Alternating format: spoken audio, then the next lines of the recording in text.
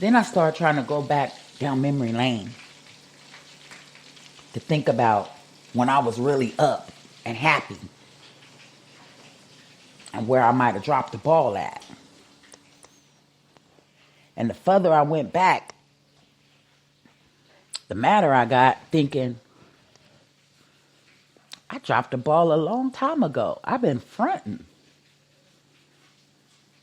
Then I realized me fronting is what made it so easy for me to be willing to experiment and get high with other different types of drugs. What made it so easy for me to get caught up in relationships with people that didn't deserve me. Because I forgot about the value of myself. So I'm sitting in the house, and it was fully furnished. Had just bought some new clothes, and the kids was shopping. Had a nice little dog. Then I put on the gospel channel. I'm listening to the word. I called my girlfriend because I seen that she was extra happy, and I wanted some of what she had. And she started talking to me, telling me about what she was going through with her man and how he treated her and how she had to walk away from the situation, this and that. And I told her what I had going on, and she was like, yo, if you want your life back, if you want to make it, then you're just going to have to walk away. You're going to have to give it to God and walk away. And I'm looking at all these material items, and I had a full salon. And I'm thinking what you mean walk away? Start from scratch? She yeah, other than that, you're gonna be dead. Your situation gonna kill you, or you gonna kill yourself. You need to start from scratch, boo. So I wasn't really trying to hear that. I said, all right, girl. Well, that's what's up. And I looked at the video again. Now, remember I said I called her because I wanted some of what she had. You know, I seen the God in her. And I realized that I wanted some of that in me. So I kept praying on it. A couple of homies came to the door here and there. I had stopped getting high during that time, but I was still depressed and going through and confused. So even though I had took a break, they came through with the convincing, come on, let's get high, you know. So I got high. Then they left, and I was back there sitting again, feeling stupid, looking stupid. So then, after I prayed, I said, you know what? I don't want to do this no more. I don't want to be here no more. I don't see any way that I can get myself out of this. And if I stay in this environment and I stay sitting in this place that I have swindled because I've been here for so long being a person that I don't want to be no more, the environment is not even going to allow me to change. So God still had his hand on me. I had a little change. And I got up the nerve to just take our Social Security cards, the kids' birth certificates. 2 of the kids was napping, 1 was outside.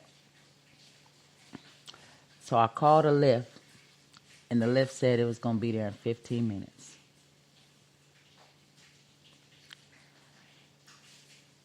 I told the kids, all that you can't put in your backpack, God will give us back. But when this lift get here, you got 15 minutes to get ready. And when we leave, we're never coming back. They was like, what? Just out of nowhere. She's tripping. What? We have flat screen TVs, beds, new beds, everything. So the kids looking at me like I'm crazy, like, well, Mom's tripping. I said, I'm not playing. I can't do this no more. I feel like I'm already dead. Whatever you can't put in your backpack. And, you know, it's not even that I didn't want to take anything with me as much as the fact that I didn't want anybody else to see me leaving and know that I was going on a trip. Because I was tripping. You get it? So the lift got there. 15 minutes. We left, dog and all. Left the dog, that is. Couldn't take her with us. And I went on the journey. I was homeless for like 7 months. I was going through a spiritual cleanse. And then about a month after I left the situation with the phone calls and everything, my little drug buddies had found me in the hotel that I was staying in. But it didn't turn me. I didn't go back. I told the Lord I wanted to change. I wasn't going back. I didn't go back. So I didn't use the excuse that somebody else had me doing anything. I said it was over. It was over. Now, I went to a store. And this lady that was making our sandwiches, I didn't know her from Adam.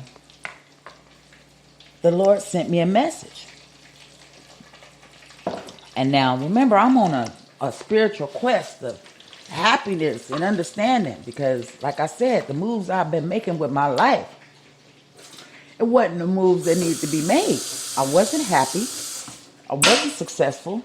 And I was making poor choices with family, friends, and my whole well-being. And the lady in the store was whispering. And I'm talking all loud, like, what is she talking about? And my son was like, Mom, you can't talk about religion on the job. She's trying to tell you something about the Bible. And I was like, wait, what? So she was telling me about Deuteronomy. Now, remember, I'm in Publix getting sandwiches made for the kids and I. So, what this lady talking about Deuteronomy? But I'm on a spiritual quest. You know, I'm still all depressed. I'm crying without the tears, but I'm crying. You know I'm crying. I got a lot of makeup on trying to keep the face up. But everybody else don't see it. I'm crying because I'm confused. I don't know what I'm doing, but I know that I took the first step to say that I want to change and I'm trusting God. So I went home and I read Deuteronomy. I think it was 25 or 28.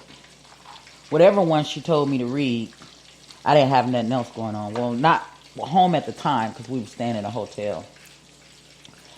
And God blessed me with that. I was staying at the Hilton. And the women's domestic violence shelter offered to pay 30 days for me at the Hilton. Who does that? Jesus. Okay? So, as I'm reading it, it was saying that the Lord allow you to be exposed when you go against him and be attacked by different things and curses to see what you're going to do. Because if you with him, then you covered. If you're not with him, you're not covered. And he'll also allow it to come onto your kids. But once you choose him wholeheartedly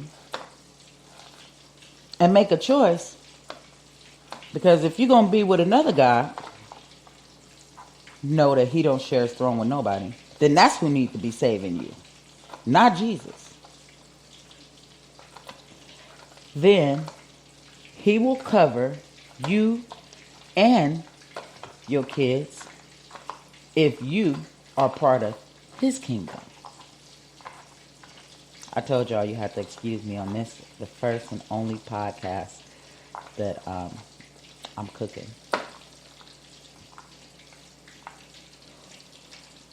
I understood that.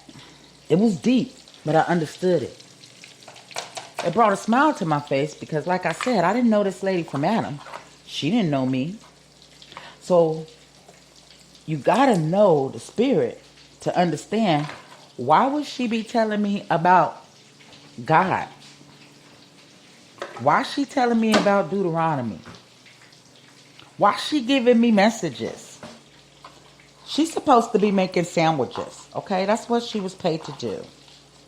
No. She was a blessing on her job, whispering the message that was intended for me. I was burning Palo Santo sticks. I was burning sage. But I was in the Word. So then I started studying the Word more. And I looked up the Palo Santo and the sage. I had all type of energy rocks, because I needed to get some stuff off of me.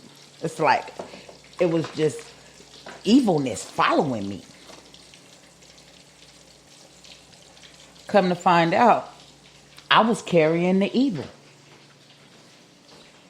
The Palo Santo, that sage that you didn't heard about, that is not of God. And one of the pastors broke it down to where I understood he was saying that by you, if you want to clear the air, get a plant. God made that.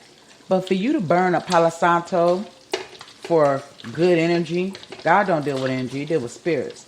For you to try to shoo away evil spirits with sage, Jesus take care of evil spirits, not no sage. That's you like looking to a mini God. So you still praising another God. I had all type of rocks. I was passing out the rocks, talking about good energy, good energy. That was praising another God still. I wasn't looking at it like that. But in the spirit room, that's how I was looked at. And then my Christian sister say, hey, what are you doing? You got God mad. You got all them crystals and them rocks over there. You got crystals and rocks around your kid's neck. And my sister was like, if my nephew come over there and come back with a crystal, that's it. I mean, I was crystal out. I was doing the studying of the crystal. I had them all on my neck, all on my body.